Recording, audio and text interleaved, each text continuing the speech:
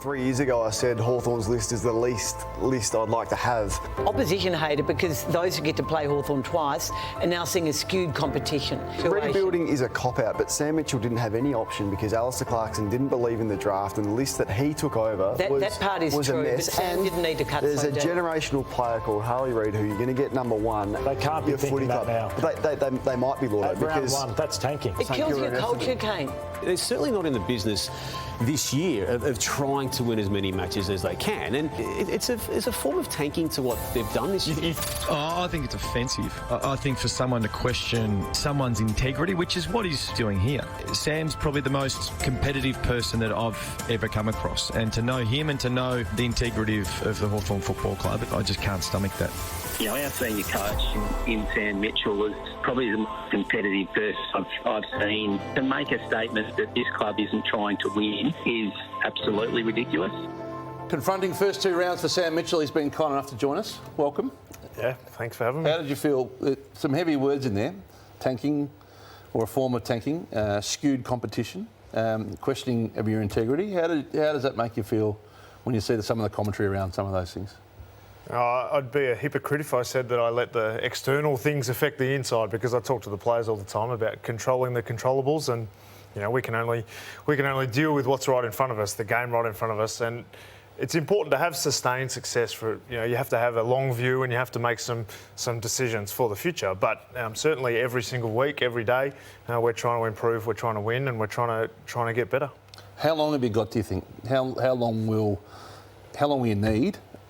Patience-wise, before the team is competitive, and how long do you think people will give you patience-wise? I don't know what the world says. I know that it can change reasonably quickly. I looked at, looking at some numbers. 2018, Melbourne finish second last, and Petrarca and Oliver and Viney and Brayshaw have all played around 30 games, and now they're the most formidable midfield in the competition. It was only 2020 Sydney, with their young brigade of midfielders were all, I think they finished 17th in that year. So it can turn around quickly, but we're in that phase right now. We knew there were going to be some tough days ahead with the list strategy that we've gone down, but there'll be some good days ahead as well. And because the first 2 rounds have been the tough ones, everyone's very focused on it. But we've got good days ahead as well. So I think, Mitch, the question has never been, are you trying to win? Are the players trying to win? Are you trying to win? We know that you are, but the question in regards to tanking is, have you put yourself in a position that makes it near on impossible to win?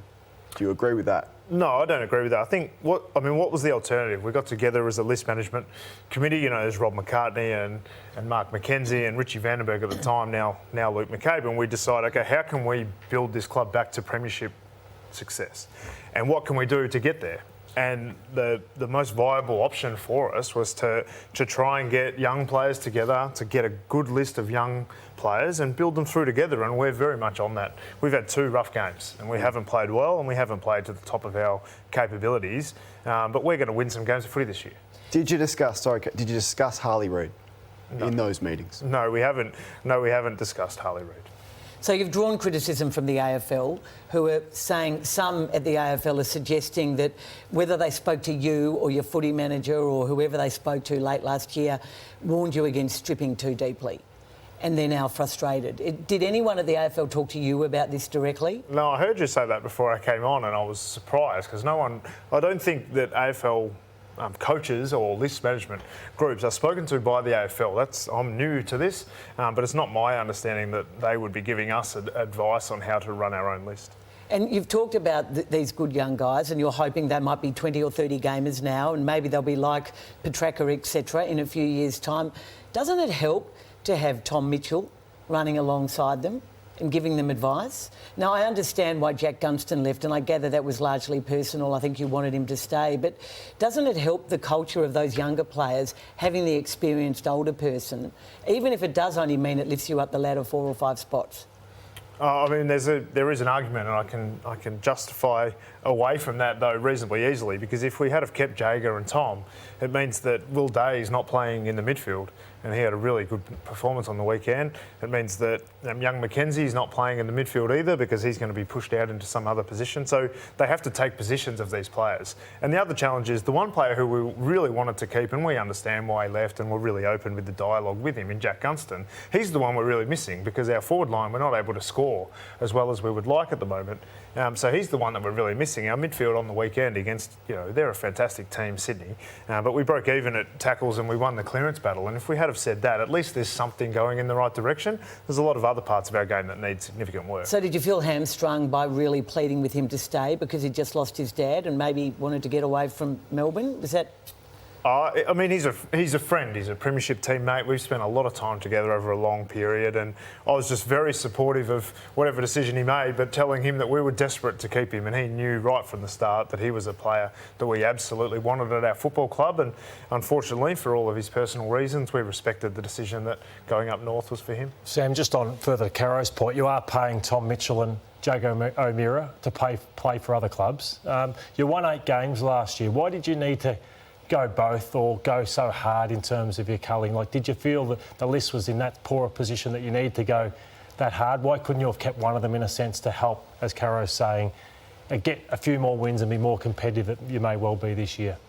Well, I think the Tom one was well down the track by that stage, and the Jager one came up late, and really we needed another ruckman as well. So Jager is a fantastic person, great leader, and would have added to the value of our football club. But we've brought in Lloyd Meek, who, he had 8 tackles on the weekend, and we didn't kick too many goals, but he was able to kick one and is having a significant influence himself. So, I mean, it's not the midfield that is our issue right now; it's other areas of the ground. Sam, you take on North Melbourne under Alistair Clarkson next week. I don't think it's putting too fine a point on it to describe the relationship with Alistair and some people at the club, not talking about players or coaches, toxic. And he is very, very bitter about what happened to him in his last years and months at the footy club. What is going to happen when the 2013 10-year premiership reunion happens this year, and do you think he'll attend? Will you ask him to attend? Will it be up to you to ask him? Oh, I'm not sure. It seems like a very long way away and not something I was expecting to get asked about. But I think when it comes time to reunions, that's a time to look back 10 years ago and look at the journey that you had and all this pain we're going through as a football club right now on the field. But the board's talking about 5-year plans and wanting cultural improvement as well as footy improvement. Do you think, is it important to fix that relationship of such a pivotal part of your history? I think that the 2013 premiership will be something that we look at, we watch the game, and we all think about the great moments that we had at that period. And I hope everyone that was involved in that era is at that event, whenever that is. And you're coaching against that man this weekend, Sam. So any extra nerves about coming up against Alistair Clarkson? And Caro used the word toxic. Is your relationship with him toxic? No, my relationship with him isn't toxic at all. But I'm talking about administrators. I don't think Justin Reeves and Alistair get on very well. How would you describe your relationship then with Alistair? Oh, fine. I mean, he's an opposition coach, so that he was a coach of mine for a long period of time, and now we're coach of an opposition. So there's a strangeness about it. But I've got some idea what he's doing, but they're obviously playing some good footy, and it'll be a challenge this week. Thanks for coming in, and good luck with the journey that you're on. It's brave, and it'll either be a smash hit or we'll be talking about it for a bit longer. But good luck with it. No worries. Thank you.